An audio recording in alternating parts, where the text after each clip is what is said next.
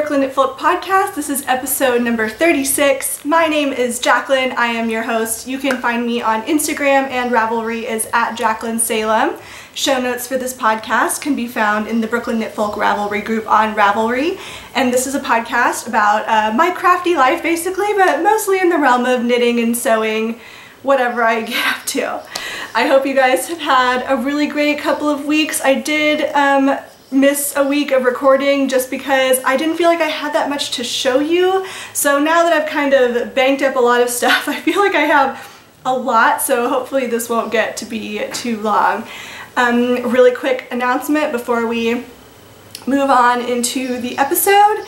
I did announce on Ravelry the two winners for the Done by Hand studio bag, so thank you so much to everybody who entered, and there is going to be another giveaway as always in the Brooklyn Knitfolk Ravelry group. Same prompt as always, 3 good things that have happened to you in the past 24 hours, and good luck. Alright, so let's move into finished objects. Socks! Yay! So these are my Stray Cat yarn socks, and this is in the colorway Creme de la Creme. It's an MCN base. They're super, super soft. I love the colorway of this yarn, but as I talked about in the last episode, the yarn is fairly splitty, especially when it comes to doing this toe. It was kind of a nightmare. So I definitely would not repurchase this base, but I love the colorways that she has, so I definitely look into purchasing other bases that she has. My usual sock recipe is a 56 stitch sock. I do a 2x2 rib on the cuff for about 20 rounds. This one's a little bit longer than 20 rounds just because I wanted to do the full stripe, finish up the full stripe right there. 20 rounds usually though of 2x2 rib, a fairly long leg, a fish lips kiss heel, and a rounded toe. So I finished these pretty quickly, I guess. My thoughts on these, again, super, super soft.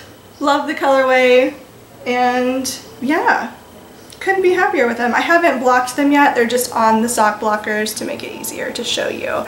But you can kind of see the places like right there and right there. Anywhere where it's kind of like fuzzier is where I had split the stitch and had to tink it and then reknit the stitch. So other than the splittiness of the yarn, I'm very happy with these socks. So yay! Socks! I have not cast on another pair yet because I was waiting for some very special yarn to arrive, which I will show you in the acquisition segment today. Oh, you guys, it's like a tiny but mighty acquisition segment today. I cannot wait. I cannot wait to show you guys. So this is my only finished object this week, and now we'll move into knitting works in progress. So I cast on, if I can reach for it. As you know, if you've been watching the podcast for a little while, I cast on a new sweater project with the yarn that I purchased from this year's Washington County Farm and Fiber Tour. And I cast on the Laurel cardigan. And you may recall, if you're watching the last episode, I was trying to decide, I don't particularly love the cable that is in the sweater as it's written, so I wanted to just substitute it with a different cable. And how I did that basically was by looking at the stitch count of the cable that was in it and then picking a cable that had a similar stitch count to it. I think, there's a cat fight quite literally in my bedroom. Are you okay, Mika? Yikes. Come here. Oh, sweet baby. Getting attacked in the bathroom, huh? Yeah. Anyway, so I basically chose a cable that was the same stitch count as the cable that was called for in the original pattern. And you may recall I was deciding between 2 different cables last time, an oak leaf panel, which was beautiful, and an ensign cable, or an ensign braid cable is what it was called. The oak leaf cable was beautiful, but it was a very difficult cable to knit. I found myself getting lost constantly when swatching it, and to be honest, I don't think that the yarn was really being used to its best potential. The yarn is quite thick and thin because it is a hand spun yarn that I purchased from the Washington County Farm and Fiber Tour. And the plies in it, it's a very subtly variegated yarn. So there's kind of creamier whites, gray, a faunish brown, and when it's mixed together, it's not a very consistent color. And so I felt like the yarn color was making the oak leaf panel get a little bit lost. So because of that, I decided to do the Ensign braid cable, and I am so glad I did. So this is half of the sweater. This is the right half. It's knit in pieces. It's knit in two pieces, a right side and a left side, that are seamed up the back, seamed up the arms, and then seamed at the sides. And then you pick up around the bottom of the sweater underneath the cable and then knit it down from there.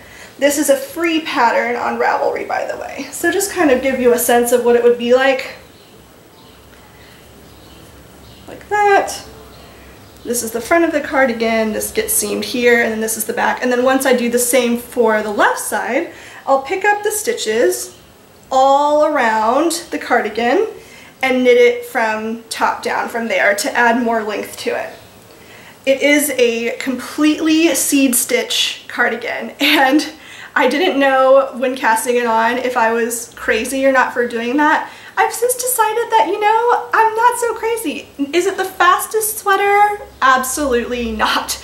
But it is a really enjoyable knit, and it has made me a lot faster at purling, which is a very pleasant surprise. So here's kind of what the seed stitch looks like in all of its gorgeous glory. Isn't that color just to die for of this yarn? I'm in love. And another view of this cable panel. Again, that's called the Ensign braid cable, and it's a free cable pattern that's on knittingfool.com, I believe. It's a huge library of different stitch patterns, cable patterns, you name it. It's excellent. It was a recommendation made to me by Mina Phillip of the Knitting Expat podcast, and also of Gabby of the Once Upon a Corgi podcast. But I just love this cable. It's not too difficult. I feel like it really kind of, the pattern with the yarn, I think goes really well. And I just love this so much more than the giant like horseshoe cable that was in the original design of this. So like I said, I finished the right side, and now I have cast on the left side. And so this is the sleeve right here, the beginning of the sleeve. I'm almost, well, let's see. How far am I on this puppy? I'm about halfway done with the sleeve portion. Here are the two yarn balls that I have here. I am alternating the skeins, which with hand spun, even though the yarn looks very similar, like if I held them all up and looked at them together, you can't really tell a difference. For sure needed to alternate skeins, because even on this first one here, I wonder if you're gonna be able to see it. Probably not so much, honestly, but I started off the sleeve just with one single skein. You can kind of tell like around here-ish where I started alternating skeins. You can definitely tell a difference if I'm not alternating the skeins.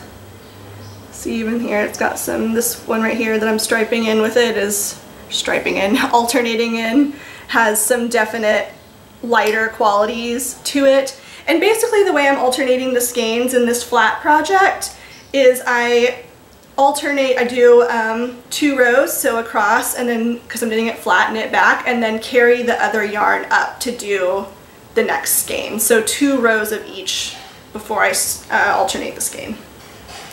Or 2 rows of one before I alternate to the other one, not 2 rows of each. So that's my Laurel cardigan, a pattern by Amy Christoffers. Gorgeous, I love it, slow but steady, but making good progress on it. I'd say I'm about 35%, 40%, maybe more than that, yeah, because I've got half of this one. So maybe about 50% done with it right now. Okay, what next? What next? How about a new cast on? So I'm sure plenty of you have heard of Helen Stewart's designs. Helen Stewart is, of course, the famous designer behind the Shawl Society. She's Curious Handmade. She has the Curious Handmade podcast and Curious Handmade Patterns. Helen Stewart. She has a gorgeous, gorgeous new shawl pattern out that's part of the Shawl Society too, and it's called the Sprites Fen shawl. It was love at first sight when I saw that shawl. I commented on it and I told her just how much I loved that pattern. And then I met up with, Helen happens to be in town right now with a couple of her friends for Squam. And I met up with Helen, a couple of her friends, Kristen of the Yarngasm podcast, Mina of the Knitting Expat podcast, and I think that was it. Yeah, it was just us and some of Helen's friends. And again, just like gushed about how much I loved her Sprites Fen shawl. And by the time I got home, she had sent me the pattern. So thank you so much, Helen, because I'm obsessed and I cast it on immediately. And this is where I am so far. Man, now I'm that podcaster that's like started a row. I told myself I was never gonna be that person. Never say never. Sorry guys. I started a row. And it's gonna be kind of difficult to see it anyway because it's got some kind of lacy details. Ooh. But this is where I am with it so far. The yarn is so luscious. The yarn is from a brand named Fiber Story, and I got this yarn at Do You Knit at a store in Westfield, New Jersey. I was attending a trunk show, a Wool and Vine trunk show, and I saw 2 skeins of this yarn, and I had to have it. It's called Fiber Story 1, and it's a silk and merino blend. It's 30% silk and 70% superwash merino, and the colorway is called Dusty Plum. This colorway is so dimensional and beautiful. It's in different lights, it looks different colors. So sometimes it looks dark purple, in other lights it looks brown, and in some lights it looks gray. It's really a strange colorway, but I love it so much. It is a single ply yarn. I love single ply yarns for shawls. I know apparently it's kind of a polarizing. Mika, will you stop eating that? Quit. I know single ply yarns can be kind of a polarizing yarn in terms of taste, but I love them for shawls.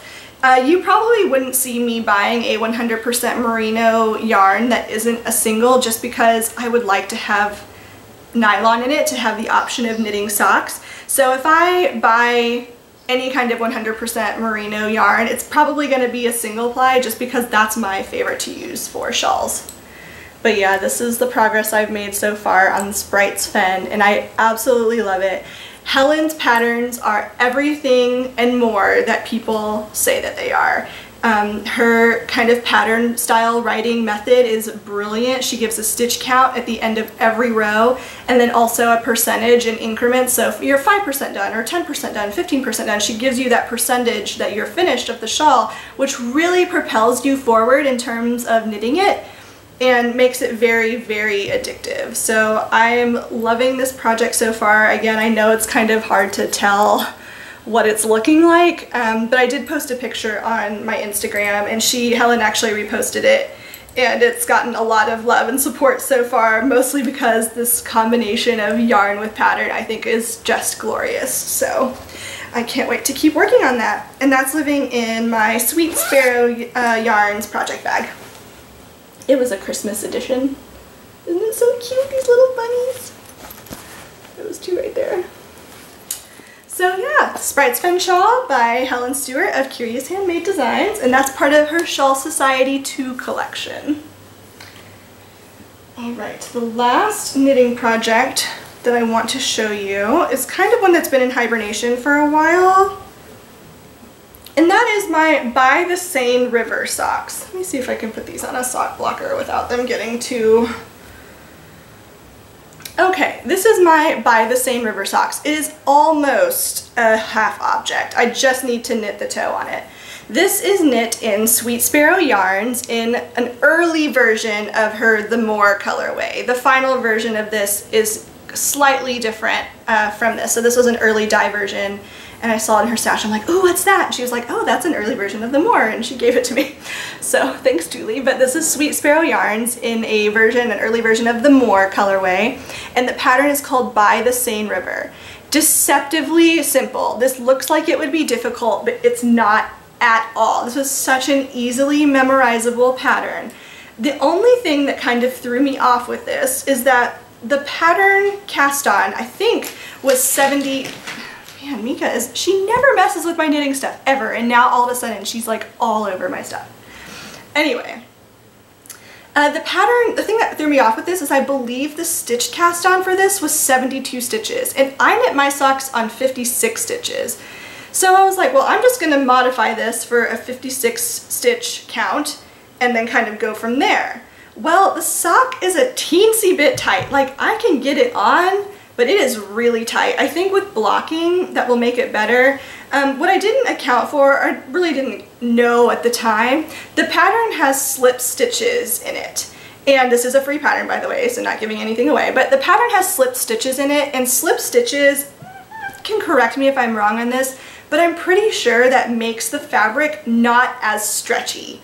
So that means that it's ending up a little bit tight. I can get it on, I'm gonna finish the sock, but I think I'll maybe add 2 stitches to, or maybe 4, I don't know, 2 will probably be okay because I can get this on and everything, but I think I may add 2 stitches, 2 to 4 stitches to this for the second sock, just so that the second one fits a little bit better. That might be weird to wear one that's like, I mean, I have one foot, of course, that's slightly bigger than the other, we all do, so I think it'll be fine. But I'm using this for a contrasting toe. This is Yarn Co. in the Electric Meadow colorway, and I love this. These are gonna be such a springy, kind of late winter springy sock.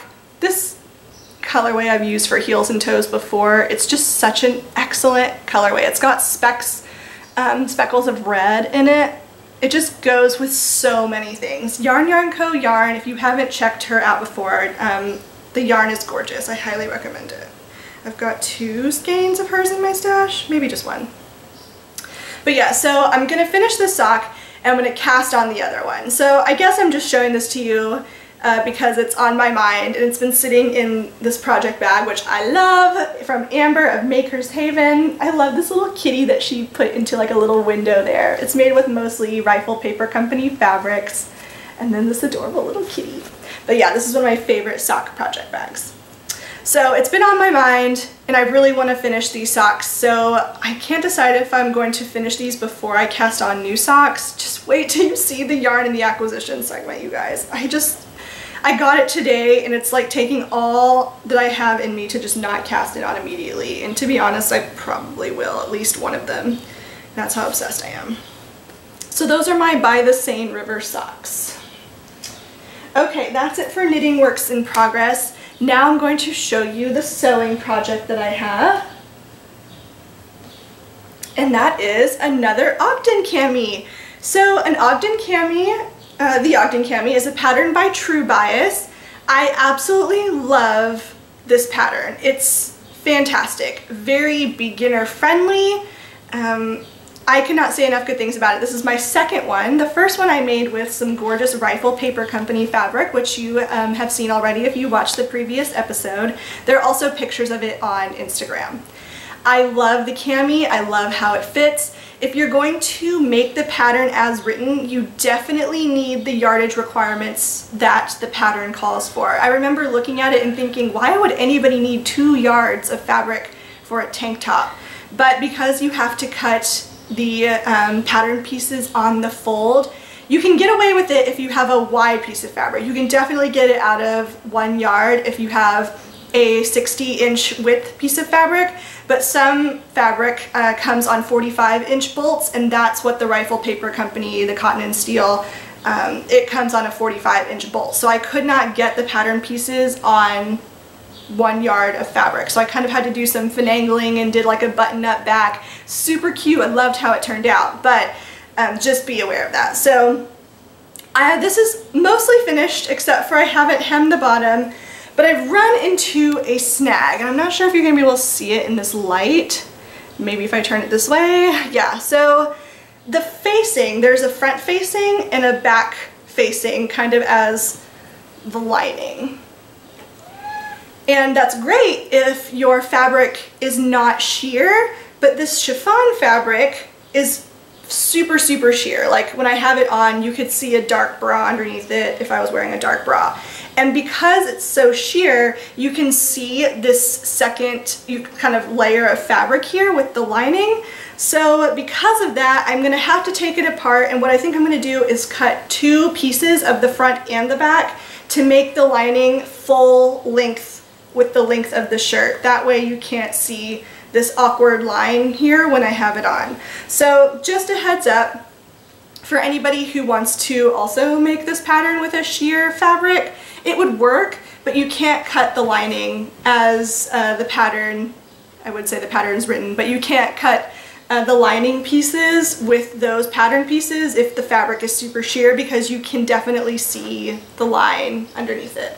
Other than that, I love this cami. This one is not a button-up back because I had plenty of fabric for this, and the color I just love. It's such a feminine piece, and I have a mostly black wardrobe, and I say that as I'm wearing another blush dress right now, but most of my wardrobe is black and dark colors, so this is very different from what I have in my clothing collection. So I'm excited to have this once I fix this, and I definitely have enough fabric to cut out another front and back piece, because fabric.com for some reason had a minimum order of 3 yards of this fabric, and it was inexpensive, so I was just like, what the heck, let's go for it.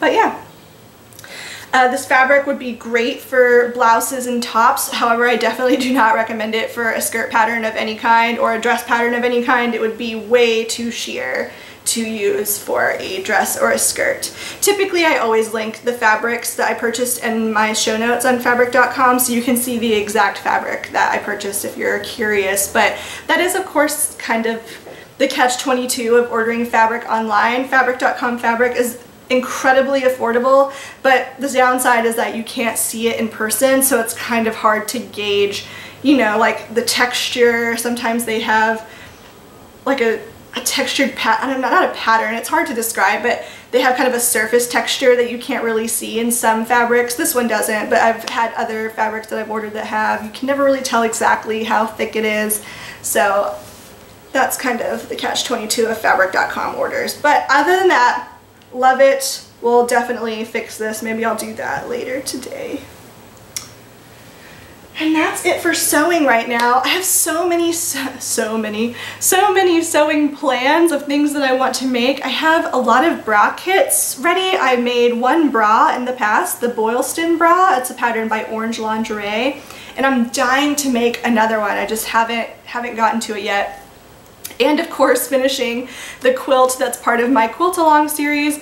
I know I'm so bad, you guys. I have not filmed those last tutorials. All that's left is the binding, and there's nothing hard about binding a quilt, you guys. I just haven't felt like sitting down and sewing on that quilt. So I keep trying to like motivate myself, especially because Kristen of the Yarngasm podcast has just started one, so a lot more people have been following those quilt along videos since she mentioned it. So I really need to like light a fire under my booty to get that done, because I want to be able to, you know, help you guys finish these quilts. It would be such a shame. So again, I apologize profusely for that, and I hope to have that video out soon and find some motivation to work on it.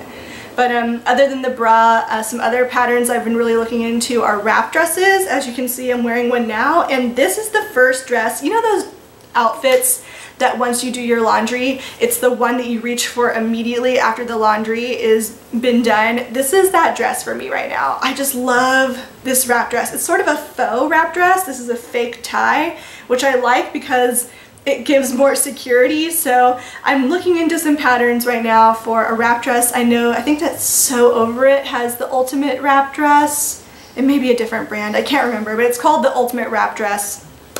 So I'm gonna look into that.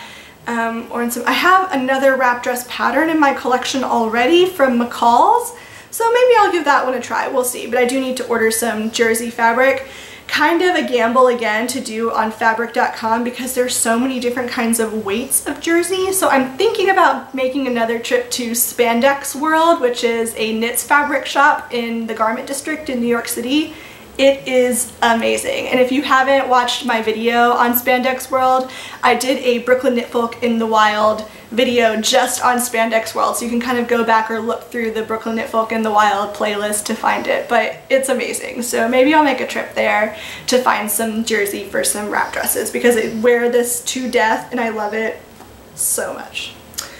So with that, I think that's it for all of the making part of the podcast. Now we're going to talk about acquisitions. I'm so excited. So excited. And don't feel too enabled, you guys. Like, for those of you who don't like being enabled, it's just like so special and cool. It's not going to be one of those like rush to buy immediately types of things. It's just, it's really great stuff. So, alright. I'm chatting too much and I should just show you what I bought. So the first one I will show you, this one I'll start by saying is a little bit of a disappointment. I'm sure a lot of you have seen Olan yarn, O-L-A-N-N is her name on Instagram, and it's Jess Kavanaugh. Her yarn has caught my eye and she lives in Ireland. I've been obsessed with her colorways. I just love everything she does. The dye job on it is very reminiscent to me of hedgehog fibers. I love, love, love her colorways. And I saw this one, it was called Amliu, and it was on a tweed base. I love tweed yarns. And as soon as I saw that she was having a dye to order update, I was like, oh, I must have that Amliu colorway. She posted a picture of it. It was absolutely gorgeous. I needed it. Mika's having a little bath over here, by the way. Pretty sure you can see that. Yeah. So I ordered a skein of the Amliu colorway. When I got it, I was really surprised because it doesn't exactly look like the picture. So this is the skein of yarn. The dye job on it I think is incredible. It's kind of like a blush cream base that has cool-ish undertones and has speckles of this super bright orange, flecks of the black tweed, and then some specks of like neon yellow in it. Some more blush purpley sections. Here's the thing. This is okay. I don't hate this, but it doesn't look like the picture I saw online. The picture I saw on her Instagram was a lot cooler toned than this skein of yarn is, and this is kind of warmer. So when I saw the picture, it almost looked like the base color overall of the yarn was like a mint green blue color, like not super super bright, like very muted, but this is pretty warm in comparison to the picture that I saw on her Instagram. And it's hand-dyed yarn. I know that it's going to be variations in the colorway, but then on top of that, the speckling in this is like also super, it's a lot of bright orange, and orange is not really my favorite color. I like it in like very, very minimal amounts.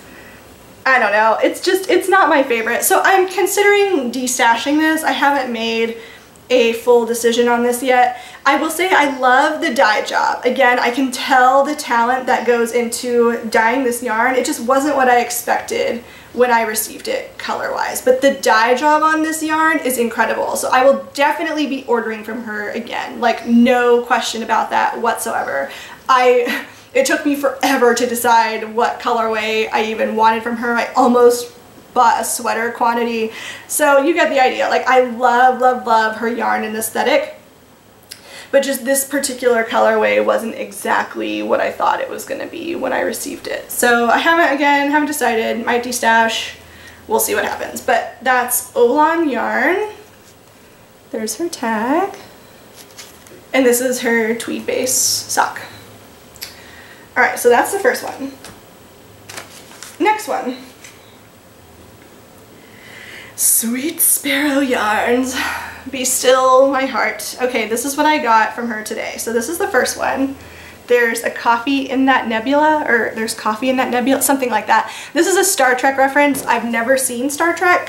Don't care about Star Trek, I know. Oh my gosh, grab your torches and pitchforks, but whatever, I don't care. So Star Trek themed yarn, but the colorway is insane. I'm not sure if that's coming off on camera, but it is a gold stellina yarn, and it's a self-striping with this kind of coffee colored brown, and then the other stripes are this nebula colorway. So it's like these different blues and purples and has speckles of like red in it. This colorway is insane. It's so pretty. This is definitely one of my contenders for my next cast on. I am obsessed. Sweet Sparrow Yarns, we all know, I talk about her so much. Like, our friendship started because we were drawn to each other's aesthetics, I guess, and just had a lot in common. Now we hang out and don't talk about knitting at all. But her yarn dyeing I just think is so unique. Her aesthetic is so unique, so soft and beautiful. I love everything she does, and I love, love, love this colorway. I'm so excited about it. I cannot wait to knit it. Cannot wait. That's the first thing from Sweet Sparrow Yarns. The second thing I got from Sweet Sparrow Yarns, so if you are a follower of Julie's yarns, you will know she has a colorway called Kittykins, which is based on her adorable snowshoe cats, Murphy and Coco. And that colorway is so amazing. I love it so much. She donates a percentage of the proceeds of that particular colorway to her some animal shelter where she got Murphy, I believe. I'm pretty sure. So I just love that. Once I found out or saw her idea for dyeing this colorway based on her kitties, I decided that I needed to be a crazy cat lady and buy a custom colorway based on Mika and Jafar. So Mika and Jafar are my two sweet babies, and they're both tuxedo cats. I obviously am obsessed and love my cats, and because I'm a knitter, clearly I just like need to have cats and yarn that looks like my cats. So I commissioned a custom colorway from her. I did not want to see what it looked like, I just wanted to be surprised. I wanted Julie to put her own spin on it, and let me show you what this colorway looks like. One second. Oh good, you're here to help me show you. Do you like it? So are you ready? Are you ready? I wasn't prepared. So clearly this is not all black. My cats are all black. But that wouldn't be being true to Julie's style. And when I saw this, I saw Julie's aesthetic mixed with definitely inspiration from my cats.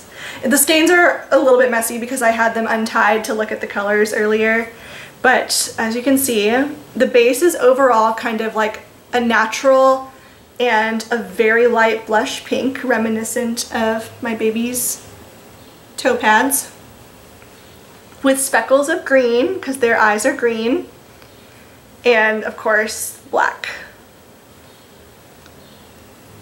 I am obsessed with this colorway, hands down. I mean, I'm a little bit biased because I love Julie's dyeing and because I love my kitties, but hands down my favorite yarn in my stash right now, no contest. Because of the meaning and because the yarn is just beautiful. Look at this soft blush and the speckles of green and the black. Ugh, ugh. Look at it, it's so pretty. I only bought one of these. This is on her Gosling base, which is her MCN. Sorry, here. She gave me an extra one to give as a giveaway for you guys. You have no idea how hard it is for me to give one of these up, but because I'm only knitting socks with it, it seems kind of silly to have an extra skein of it since I'm going to be knitting socks with it anyway. So I will be giving one of these away as a giveaway. Can you even handle it?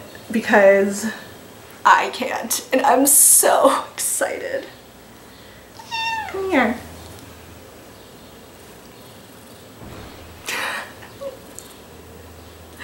Thank you so much, Julie. This is everything I could have, it's more than I could have imagined, the beauty of this. So Julie does do custom colorways. In case you didn't know, she does do custom work. I'm not sure how long that will last, given that I know a lot of dyers have to stop doing custom colorways because they can't fit it in with their regular dye schedules. So for the time being, I know she does custom colorways. So if you're interested in getting some yarn based off of your kitties or doggies or whatever, go talk to her because this is incredible and I'm so excited about it. With that in mind, I just wanted to pop a little notice in here. Both Julie and Kristen are having trunk shows on the weekend of the 24th and 25th of June in New Jersey at different shops. Kristen's is going to be at Do You Knit in Westfield, New Jersey, and Julie's is going to be at Chelsea Yarns. I forget the exact name of the town that it's in, but it is also in New Jersey. These trunk shows are so much fun, you guys, and I know that we're getting a big group of us to go to Kristen's on one day and Julie's on another, but it is a great way to meet the dyers in person, to come and see other people who like follow the yarns, and people who have other podcasts definitely going to be there.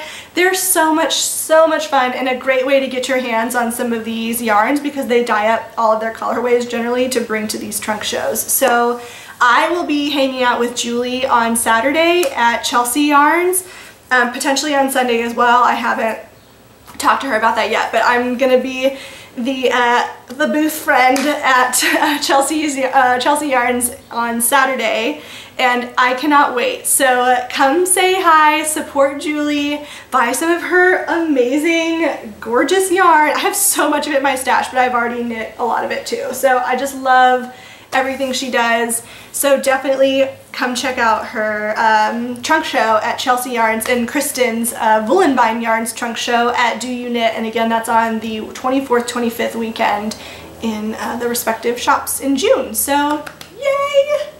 Okay, two more things I want to talk about acquisition segment wise, and then that will be it for the episode. So the next thing I want to talk about, have you guys heard of We Are Knitters? Because this is a new to me discovery and I'm so excited about this. So We Are Knitters got in touch with me about a couple weeks ago, asking if I wanted to do a collaboration with them. And I checked out their website, and at first I was like, oh, it's kits stuff. I'm not so sure if I'm gonna be into that because normally I'm not a kits person. I like picking out, I'm too much of like a finangler when it comes to the pattern and the yarn and blah blah blah, so I just like, kits aren't normally my thing. But then I saw the patterns that they have. They're so my taste, you guys, and when you look at them you'll see exactly what I mean. Super chic designs for a lot of different stuff. So sweaters, shawls, home accessories, you name it. They have so many things. And the cool thing about We Are Knitters is that when you pick out the pattern that you want to use, they have so many color options, and you pick out your size. They send you amount of yarn based on the size that you are. You can also get the needles in your kit if you need the needles. They have the option for you to not get the needles. And they asked if I would pick out a kit and kind of do a test to share with you guys, and I was like, after looking at their website, it was a no-brainer. I have to be honest, I get a lot of emails about collaborations to show things on my podcast. 90%, 99%. In fact, this is the first one I've accepted because I don't want to ever show things that I feel are inauthentic to Brooklyn Knitfolk and my style and my aesthetic. So I genuinely only show you guys, or want to show you guys, things that I feel are in alignment with my aesthetic and what I feel like you guys would like. So when We Are Knitters got in contact with me, I was super excited because for the first time that I've ever been offered like something that's not like watches or teas. Like tea is good and all, but I just don't really drink that much tea. So I was really excited when We Are Knitters got in contact with me because everything about their style and aesthetic is right up my alley.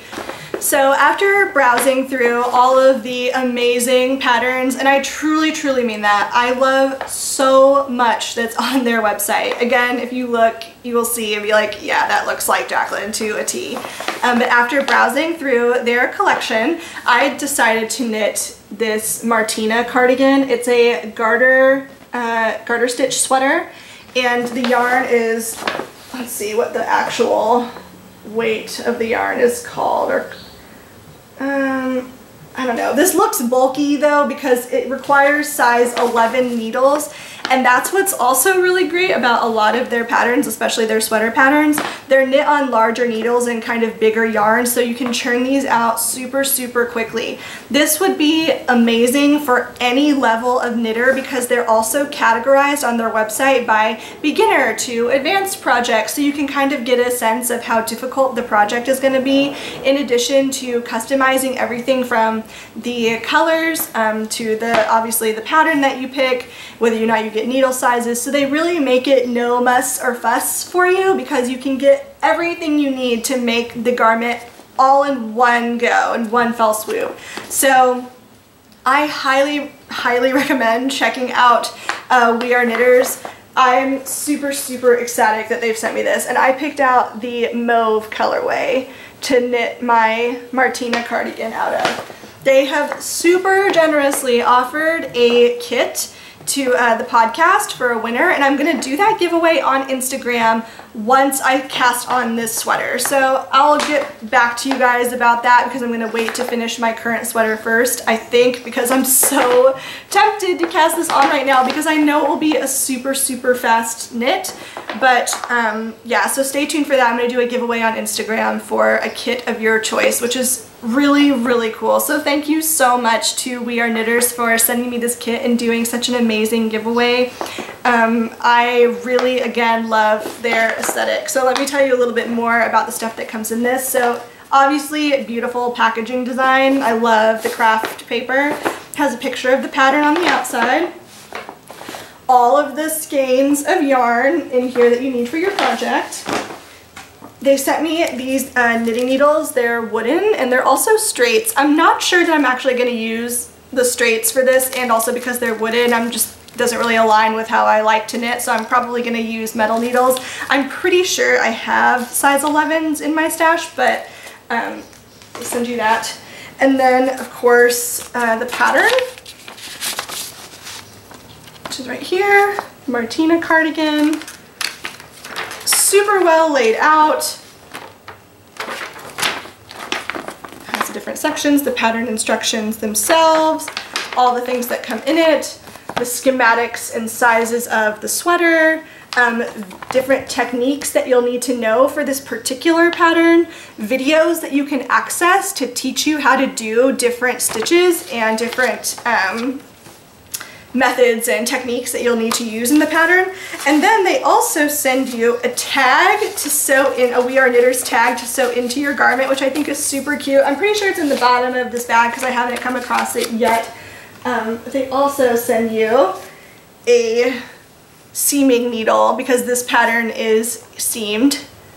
So super cute, this little pink needle. So I'm super, super pumped to cast this on. Because it's mauve, I may cast it on before I finish my current sweater just because Kristen is hosting the Mauve Along right now. Again, Kristen of the Yarngasm podcast. And that ends, I think, at the end of June. I asked her the other day and I've already forgotten. So I'm not sure if that's unrealistic for me to finish a sweater that quickly, but given how bulky the yarn is and it's knit on size 11 needles and it's a garter stitch sweater, I'm pretty sure I could churn this thing out in no time. So I'm really excited about this. Stay tuned, follow me on Instagram. I'm at Jaclyn Salem for you to be able to win a kit of your own choice. That's like such a cool giveaway. I'm really excited for that. So thank you so much to the wonderful people at We Are Knitters for donating this to the podcast, and also for you guys. Okay, I have a secret confession to make, and it's kind of serious and very unpopular, but I have to get it off my chest because I just cannot hold it in any longer. the fades. You guys, I'm so over it. I'm so over it. I love seeing the actual knitted garments that people are knitting, like the Find Your Fade shawl, and I like seeing the So Faded sweaters. But every other picture on my Instagram, like literally probably every 5, like 1 out of 5 pictures on my Instagram is of kits for a Find Your Fade yarn kit. And I'm just like, I know it's unpopular, for an unpopular opinion, but I'm just so over the Find Your Fade crap. Like, can we just like move on? Can we move on? Like, I know, again, I should just let it go because I've been chatting with my yarn coven, as I call it. We have a group text with some of the knitting ladies in New York City and surrounding area, and I'm the only one that feels this way. I'm the only one. So again, everybody else loves it, but I know there has to be more of you out there. Like, I'm just over it. I'm so over it. And with that, I will leave you till the next episode. Bye! See ya!